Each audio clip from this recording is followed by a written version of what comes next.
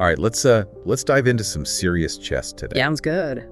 We're going to be looking at a clash of the titans from the Qatar Masters 2024. Okay. You sent over some analysis and recaps about a game between Grandmaster Erigaisi Arjun, the rising star from India, and Grandmaster David Paravyan from Russia. Right. And this match from December 9th wasn't just about who won or lost. Yeah. It was this roller coaster of bold moves, missed opportunities, and a comeback that really shows why Arjun is considered one of the most exciting players right now. That's right. One of the most exciting players in the game. In the game right now. Absolutely. Right. What's fascinating is how this particular match, held at the luxurious Hilton Doha hotel, it kind of became a microcosm of the whole tournament. You had these established grandmasters like Paravyan going head-to-head with these incredibly talented up-and-comers like Arjun, all, vying for that prestigious Qatar Masters title. Right. The atmosphere was electric. Yeah, and the game starts with the Réti Opening.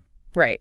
Which is known for being pretty flexible. But then Arjun throws this kind of curveball with the Michel Gambit. Yeah. So can you explain what makes that such a rare and aggressive strategy? Sure. So the Michel Gambit is like a surprise attack right in those very first moves. Wow. Yeah. It sacrifices a pawn to immediately put your opponent on the defensive and force them to react really quickly.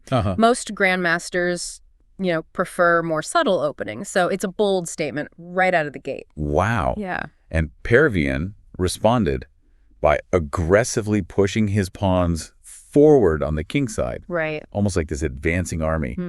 But Arjun didn't back down. No. Even forcing this early check. Yeah. Was that part of his gambit plan? Not necessarily. So Paravyan's response is called a kingside expansion, where you try to overwhelm your opponent's defenses by kind of focusing your attack on one side of the board. Right. Arjun's early check was more about disrupting Paravyan's plans and maintaining the initiative. Oh. This is where that tension really starts to build. Yeah. Because both players are making sacrifices, creating these imbalances on the board. Yeah. It's high-risk, high-reward chess. So it sounds like Arjun made a couple of inaccuracies early on. Right. Moves that weren't the best choice in that situation. Yeah. Was that Paravyan's kingside expansion throwing him off? It's hard to say for sure what was going through Arjun's mind. Yeah. But even the best players in the world aren't perfect. Right. These inaccuracies weren't critical blunders, but they did give Paravyan a chance to seize control. Yeah. Interestingly, though, it was Paravyan who made the first big mistake. Really? A move so bad it basically handed the advantage back to Arjun. Okay, this is where it gets really interesting. Yeah. A blunder from the more experienced grandmaster. What happened? So on move 19, Paravyan played c4, which on the surface might seem harmless, but it significantly weakened his position, especially around his king. Yeah. It was like he left this gaping hole in his defenses, and Arjun, like a true predator, was ready to pounce. So this is the turning point we mentioned earlier. Exactly. This is the moment Arjun's comeback really begins. Precisely. And from this point onwards, the game becomes a masterclass in tactics and resilience. We see Arjun's incredible ability to not only recognize and exploit his opponent's weaknesses, but also to recover from his own early missteps. Wow. It's a real lesson in staying focused and capitalizing on opportunities when they present themselves, no matter what happened earlier in the game. Yeah. Wow. So Paravyan leaves this opening, and Arjun seizes the moment. So what was so brilliant about Arjun's response to this blunder? Well, did he go straight for the attack? It wasn't this flashy attack right away. Arjun's brilliance really lies in his positional understanding. He began maneuvering his pieces, especially his rooks, to take advantage of Paravyan's weakened defenses. Right. You shared some analysis that highlighted Arjun's rook lifts in this game. Yeah. And they were truly masterful. Rook lifts. Yeah. For those of us who aren't chess masters. Right. Can you break that down a bit? Absolutely. So a rook lift is when you move your rook away from the back rank, often to a more advanced and active position.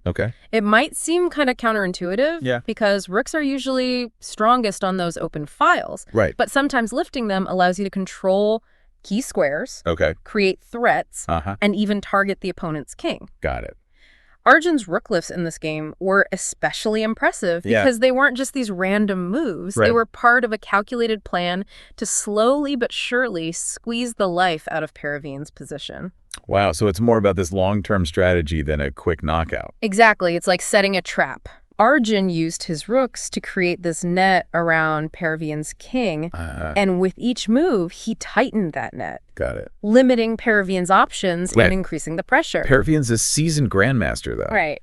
He didn't just sit back and let this happen, did he? Of course not. Okay. Paravyan tried to counterattack, but he was already on the back foot. Right. His king was exposed. His pieces were uncoordinated. Right. And Arjun was just relentless. Wow. Every time Paravyan tried to create a threat, Arjun had an answer, often using his rooks to deflect the attack and maintain his advantage. Sounds like a classic example of the harder you try, the deeper you sink. That's a great way to put it. Yeah. Paravyan's aggressive instincts, which served him well earlier in his career, were now working against him. Wow. He was playing into Arjun's hands, making moves that further weakened his position and allowed Arjun to tighten his grip on the game. Got it. The commentators at the tournament even started comparing Arjun's play to a boa constrictor. Wow. Slowly suffocating its prey. Okay, that is a serious visual. Yeah. So how did this boa constrictor finally deliver the final blow? Well, the final checkmate was a culmination of all the pressure Arjun had built up. Okay. Paravyan's king was trapped.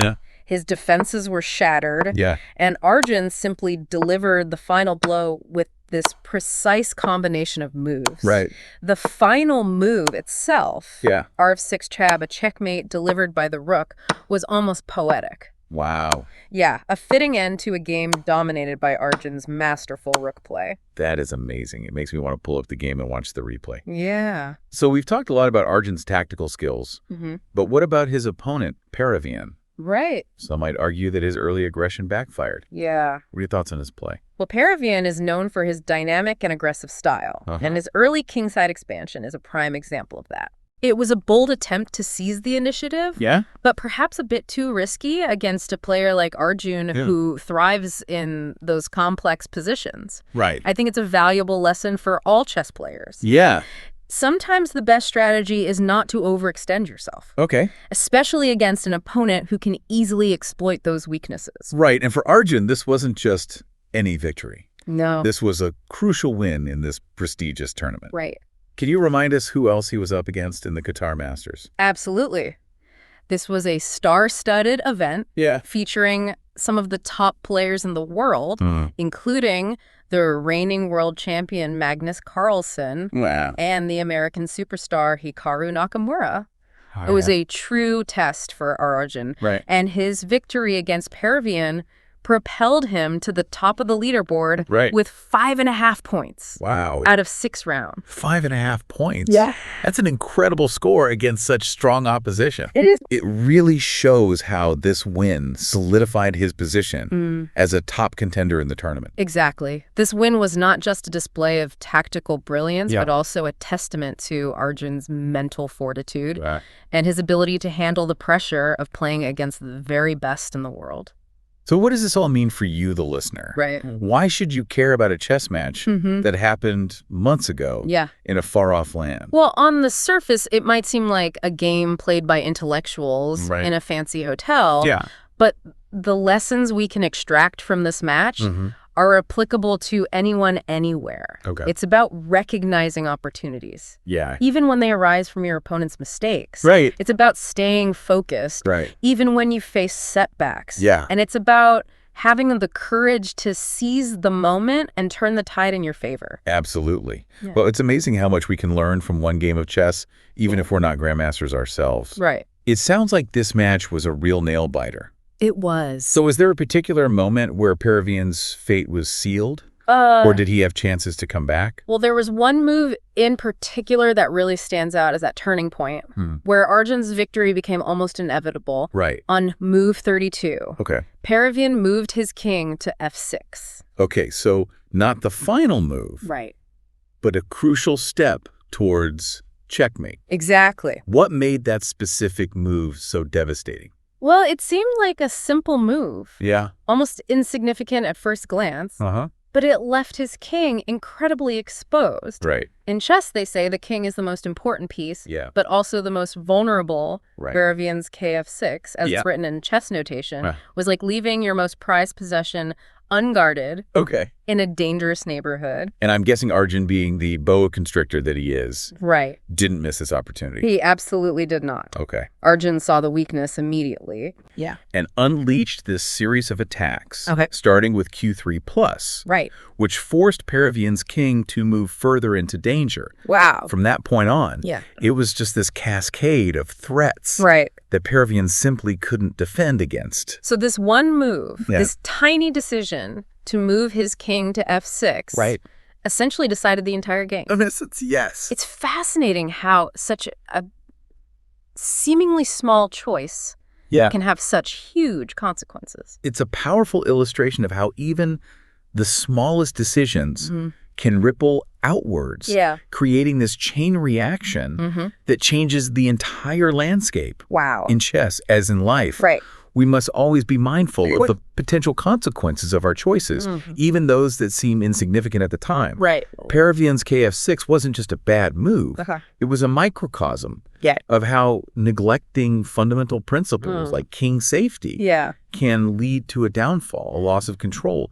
It makes you think, doesn't it? It does. What seemingly small decisions in our own lives might have big consequences down the line.